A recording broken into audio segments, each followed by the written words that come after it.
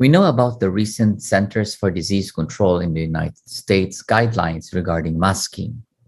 A new guideline was recently published stating that masks are no longer necessary for most Americans in the United States.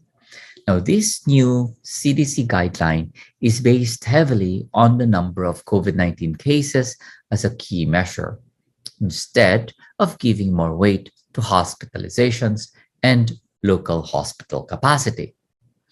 Now, this is very important as our country has already switched to the very lowest alert level 1 category. So the question is, are we soon going to follow the no mask recommendation of the CDC of the United States? Let's watch this.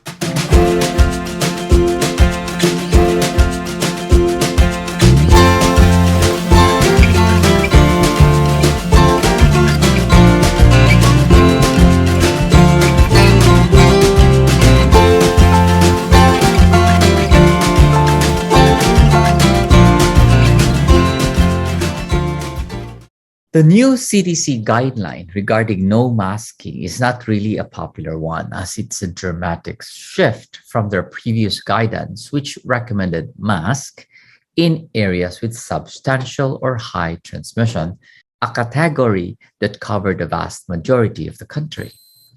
Of note, the new recommendations apply to everyone, not just those who have been vaccinated, or even for those who have been given boosters, but also for the unvaccinated. And this new guideline states that if you live in a low to medium risk county, you may consider going out in public without mask, both outdoors and indoors, including in schools.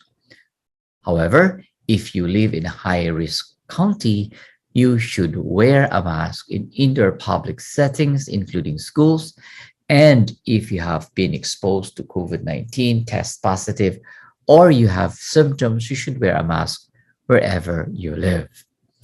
Now, this guidance also includes, of note, that no masking involves schools, where kids are actually no longer required to wear a mask, apparently as kids are deemed low risk to develop severe disease. CDC also claims that although children can get infected with COVID-19 and can get sick, they're more likely to have asymptomatic or mild infections.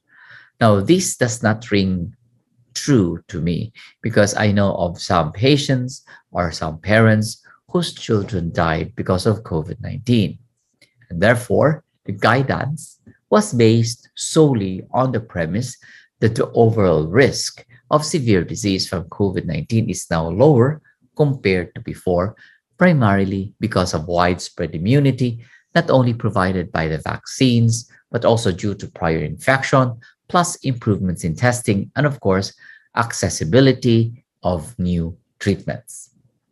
However, the agency also noted that people who are at higher risk of getting COVID or those who live with people who are at risk may still prefer to take extra precautions, including wearing masks, regardless of their own community status, which means that those who still want to wear a mask can continue to do so.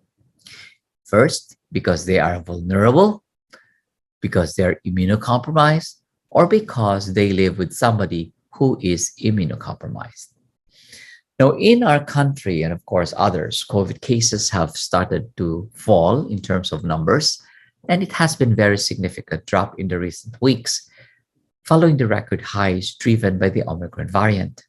So this new guideline, which may be utilized in other countries as well outside the United States, is for me a welcome sign, like a light at the end of the tunnel of these dark pandemic times. But of note, a relaxation of the mask guidance does not mean that this is the end of the pandemic, as the virus is still here and is still going to be here for quite some time. It is still going to pose a risk to people, and it's probably going to get worse again in the next fall season when new variants arise that can be more transmissible than Omicron or more virulent than Delta. So for now, with this new change in mask guidance, masks, however, will still be required on interstate transportation systems such as airplanes, buses, and trains, and at airports.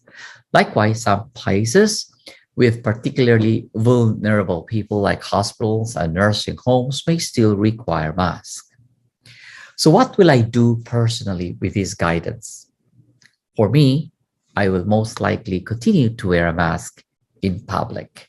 I believe that masks are going to remain a thing. Ever since that masking has been in place, I haven't had any episodes of cough or colds or sore throat, which were more frequent in the past due to my exposure to patients and friends. We also want to avoid the impression that masks are no longer useful anywhere. Because for me, there's really nothing that's safe at the moment. I prefer to continue practicing the way that I always consider it safer. So if you're fully vaccinated, it is safer now than it was 2 years ago to be around with people without masks. But it does not really say you are completely safe. And if you have to wear a mask, wear something that's really safer than the ordinary cloth mask.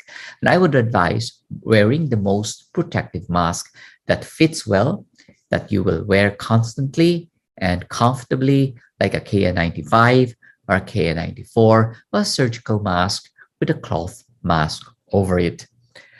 We've already lived through these 2 years of pandemic, and I think masks are much more familiar to us at this time. We know how easy it is to wear and how straightforward it is to use. So the guidance states that if you are worried whether you need to wear a mask is to ask a doctor, I think is too overacting, as if we're using a mask like a medicine where long-term use can cause harm. Therefore, you need permission from your doctor to wear one. We've learned that during this pandemic, when vaccines were still not aplenty, that wearing a mask is not only simple, but definitely doable. So lastly, try to continue practicing safety measures by trying to get everyone in your family, your friends, everyone in your bubble who can get the vaccine to get it specifically to get the booster shots. For now, I would say stay with masking as it is safer than not using one. Get vaccinated again as it is safer than being unvaccinated. And please get your booster shot as it is safer to have an extra boost of protection than none. Again, this is Dr. Jerry Tan. See you again soon.